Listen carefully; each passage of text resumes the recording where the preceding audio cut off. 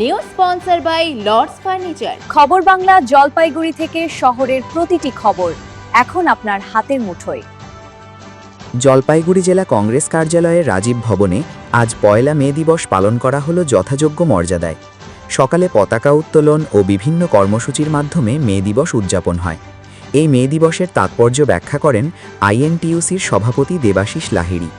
উপস্থিত ছিলেন জেলা কংগ্রেস সভাপতি অমিত ভট্টাচার্য, প্রাক্তন সভাপতি পিনাকি সেনগুপ্ত, গণেশ ঘোষ সহ অন্যান্যরা।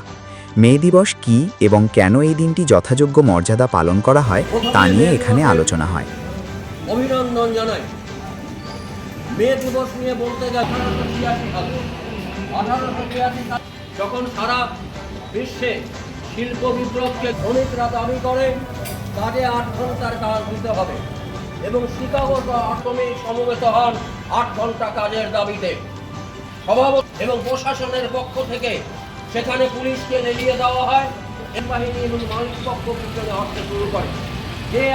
মে দিবসে আমরা আইএনটিইউসির পক্ষ থেকে সমস্ত শ্রমিক সমাজকে আন্তরিক অভিনন্দন জানাই, কারণ আজকের দিনটি আমাদের কাছে একটা অত্যন্ত গুরুত্বপূর্ণ দিন।